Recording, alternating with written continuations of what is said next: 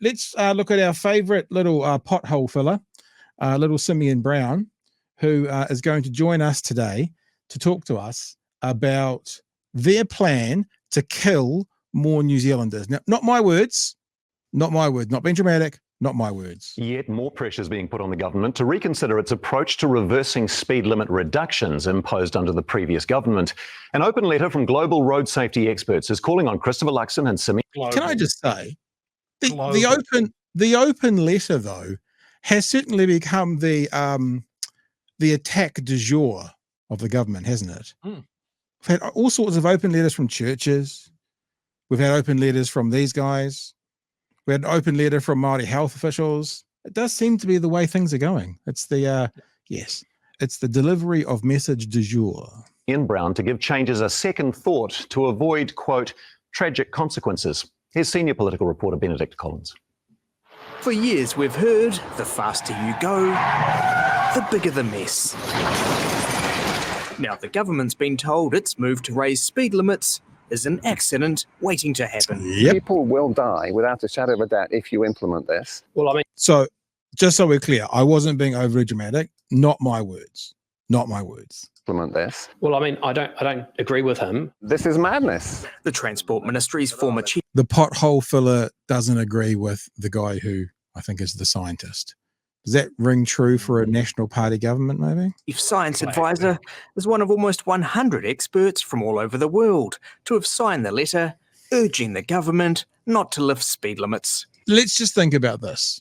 100 experts from all over the world or Simeon Brown. 100 experts from all over the world, experts or Simeon Brown. Who are we going with, Chewy? Well, let's recount that Simeon Brown ran for, I think, 3 weeks, a campaign to take us all the way to election 6 months out of having a pothole of the week on his social media platform. He ran for 3 weeks and there wasn't a single pothole that was posted that was the responsibility of a national agency like the NZTA. They were all regional council roads. He still posted them. He's a smart cookie. Someone needs to ruffle his hair and tell him he's doing a good job. Simeon Brown just said, I don't agree with him. Unfortunately, Simeon, it's not him. It's him, her, her, times 10. 100 experts from around the world or Simeon Brown. Here at home, dozens have signed, including public health academics, doctors, surgeons, and civil engineers. All the experts are saying this is a really bad idea. It's inconsistent with what's happening in the rest. Just pausing it. Sorry to go one more time. So Canterbury University professor or Simeon Brown. Canterbury University professor and 99 other experts from around the world or Simeon Brown. Chewy, if you had to go and have an operation, let's say your gallbladder needed to be removed, 100 medical experts from around the world or Simeon Brown. I mean, do you know what I'm saying? I mean, I know my tongue's slightly in my cheek, but the actual point that is being made here. I think I might listen to Simeon Brown's opinion if it was on the best flavor of Chupa Chup. But outside of that, I think it's probably a pretty short list. Well, what about this? We could ask Simeon Brown, when is the appropriate time to go out of short pants into long pants? He might know that because he's done that recently as well. Okay, let's keep going, shall we? To the world, it's against all science and evidence. Please don't implement it. It's a bad policy. We campaigned on reversing Labour's blanket speed limit reductions, and we're going to do that. I mean, they're warning that New Zealanders are going to die if you do this, though, right? Well, ultimately, what we know is around... Well, ultimately, people die. I mean, you know, if they do die, they'll be the ones that we don't vote for us anyway. Ultimately, people just have to die of something. So, Is around schools, the highest risk times are during when children are being dropped off and being picked up. That's why we're going to have we're going to ensure that all schools have a slower speed limit during those high risk times. But you're not just making changes around school, right? You're making lots of changes to roads all around our inner cities where there's lots of pedestrians. I mean, they're saying you're going to kill people. It's too simplistic to say that speed is the only factor to be focused on. Remember that for years and years and years and years and years and years and years, there was like a two World Automobile Association advert. The first word was speed. The second word, I'm trying to think what it was, Joe. It began with K. Speed. Kinetic Cakes. force. Kinetic. It was speed kills was the message that we've had for the past 30 sorry, years. I'm with you now. Speed kills. I've kills. caught up. But I was apparently, limited to 30 Ks, but I've caught up now. But apparently, it's not the only factor. But speed kills. So, if I'm understanding the wee fella correctly, he's saying his problem was the blanket speed limit restrictions. So the idea that the roads around a school at all times are 30 kilometers an hour. Mm-hmm. That the only times that they need to be 30 kilometers an hour are at the start of school and the end of school. Right?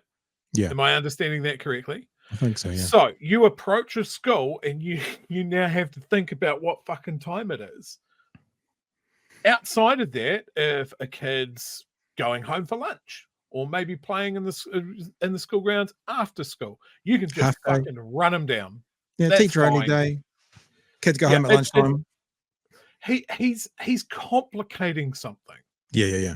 Which I think is something that should be probably avoided when it comes to road rules and that sort of thing. I have no problem with a 30k zone around a school at all times because kids play at school, and the weekends and stuff. Like he's missing this.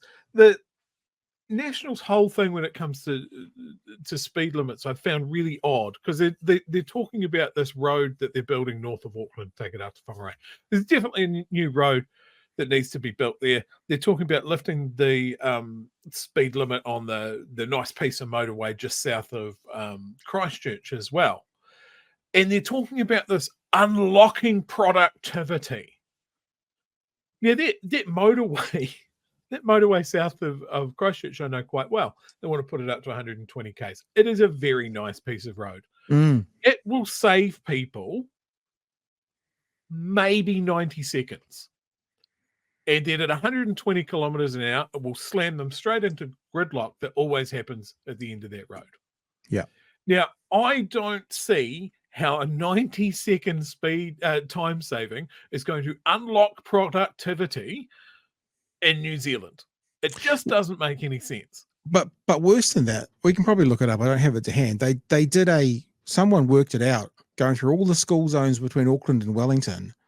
And it was like to drive Auckland to Wellington, it was these single numbers, like less than 9 minutes saved for the whole trip from Auckland to Wellington. That's what it was. It was like the singular number of minutes. That's a 7.5, 8 hour drive. We as a whole, I think, need to have a good hard look at each other and go, we are a nation of bad, impatient, dangerous drivers on a whole, and our roads are not up to snuff. And it just seems to be like they're picking these piecemeal roads and going, yep, that could be 120 kilometers an hour. So New Zealanders drive at 120 to 130 kilometers an hour on a highway anyway, if you let them. So now they'll go even faster. It's I don't get the focus. Yeah, let me throw this in there as well, because since you've just said that, this government is desperate for revenue because they've given away all the tax cuts and landlords. Them putting those speeds up to 120 will stop a heck of a lot of revenue for people doing 110. So then what? So they're actually, just a side note, wonder if they've run that past Nicola. She's pretty keen to get every kind of revenue she can. The cops are all on foot patrols, though, in your local malls, so they're not going to be catching people. All right. Okay. Sorry, I have... Oh, you got more to play on this? Because there's more. You got something that... Oh, I was going to put up a whole nother story about Simeon. Oh, So you play the video. We'll finish the story. Here today, the public had their say. Well, I think it's wrong. For Taupo Road, for example, there's been less accidents since they lowered it.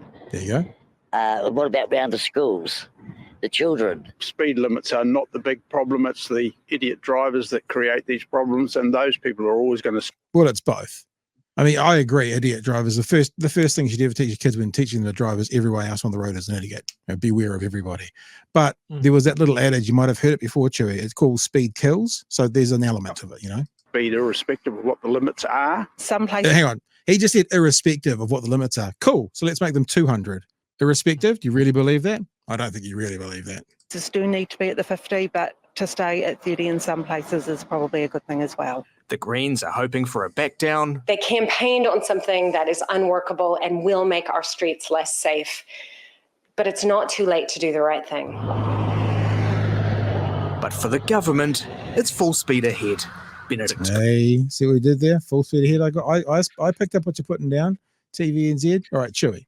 You wanted to say just as far as let's acknowledge the very clear pattern with this government and Simeon Brown. Ignoring advice. Yeah. Transport Minister and the last national government, remember? Last week we pulled up something from the last national government, and the story was are ignoring official advice. It's a National Party policy almost to ignore official advice. His own officials wanted to give Cabinet another month to decide to more considerations of options. Instead, he went with industry people that wanted weaker emission standards. Against all advice. National. Ludicrous.